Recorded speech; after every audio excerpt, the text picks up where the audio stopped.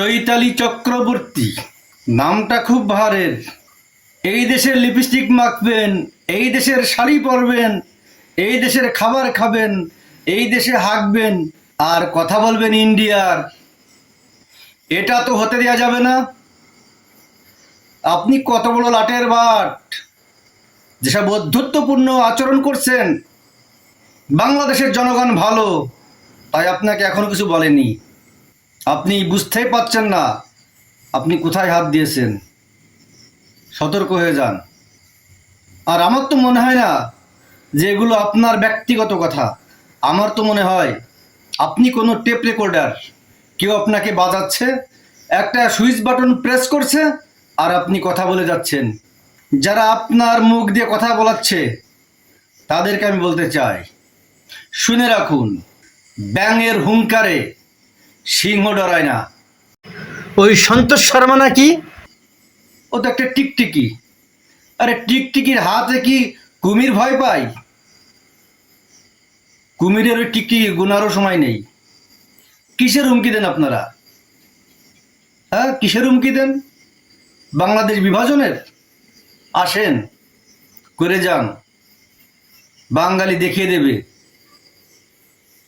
এই বাংলাদেশের তরুণেরা দেখিয়ে দেবে, বাংলাদেশের যুবকেরা দেখিয়ে দেবে অত সহজ নয়। আপনারা পা পাড়িয়ে গ্যাঞ্জাম করার চেষ্টা করছেন। আপনারা উল্টোপাল্টা বকবেন আর আপনাদের পরে আঘাত আসবে, আর ইন্ডিয়া বলবে যে সাম্প্রদায়িক হাঙ্গামা হচ্ছে। মিথ্যা কথা দিয়ে আপনি বিভ্রান্ত করার চেষ্টা করছেন।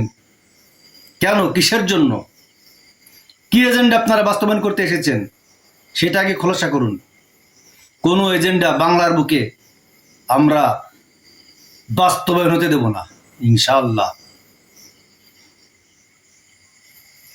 আপনারা সাধারণ হিন্দুদের বিভ্রান্ত করার চেষ্টা করছেন। আর এই দেশে সাধারণ হিন্দুরা ভালো আছে, নিরাপদ আছে। তারা মুসলমানদের সাথে ভাই ভাই রূপে থাকে, তারা একে অপরকে আলিঙ্গন করে, তারা একে অপরের অলংকার। তাদেরকে বিভ্রান্ত করে বিভিন্ন কথা বলে একটা সাম্প্রদায়িক দাঙ্গা বাঁধানোর চেষ্টা করছেন। এখন সাধারণ হিন্দুরাও বুঝে গেছে আপনারা কি বাস্তবায়ন করতে এসেছেন। সাধারণ হিন্দুরা জানে যে ভারতের মতো জায়গায় তাদের কোনো মূল্যায়ন হয় না।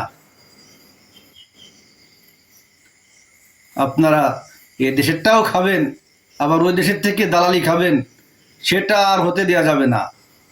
যে বাংলাদেশ সম্পর্কে কটূক্তি করবে, বাংলাদেশ বিভাজনের কথা বলবে, তাদেরকে আমরা এই দেশ থেকে তাড়িয়ে ভারত পাঠিয়ে দেবো ইনশাল্লাহ।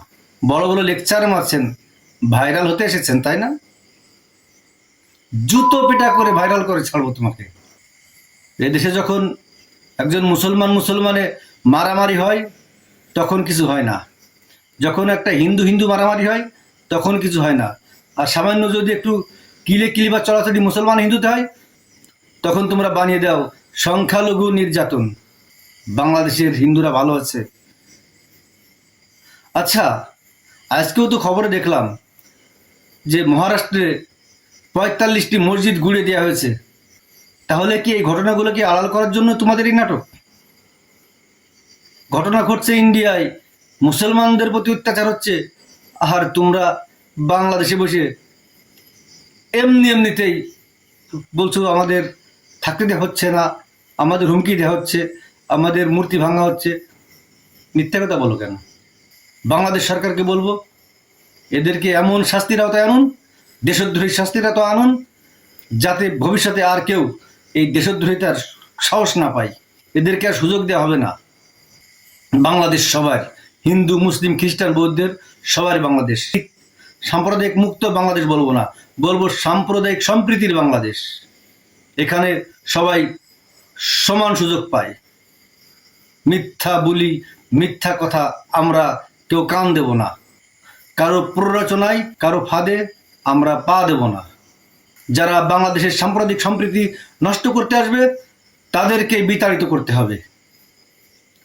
আচ্ছা, একটা জিনিস বুঝলাম না, বাংলাদেশ সরকার কেন এখনো এই চৈতালি চক্রবর্তীকে গ্রেপ্তার করছে না? আমার বুঝে আসে না। তাকে অন্তত এই নিরাপত্তার দোহাই দিয়েও তো তাকে অ্যারেস্ট করা যায়। তার যদি একটা কিছু হয়ে যায়, তখন তো দোষ চাপবে ভারত, তখন দোষ চাপিয়ে বলবে মৌলবাদ, জঙ্গি জঙ্গি হামলা। নাকি এটার অপেক্ষাই করছে ভারত? নিজেরা একটা কিছু ঘটিয়ে দিয়ে বাংলাদেশের সাধারণ মুসলমানদের উপরে দায় চাপানোর পায়তারা করছে, কিছুই বুঝতে পারছি না। এই ব্যাপারে সরকারকে অবশ্যই সজাগ দৃষ্টি রাখতে হবে এবং দ্রুত এই সন্তোষ, চৈতি এদেরকে আইনের আওতায় নিতে হবে। অন্তত এদেরকে এই মুহূর্তে আইন হেফাজতে নেওয়া মানেই এদের হেফাজত। ধন্যবাদ সবাইকে, শেয়ার করে ছড়িয়ে দিন। ধন্যবাদ।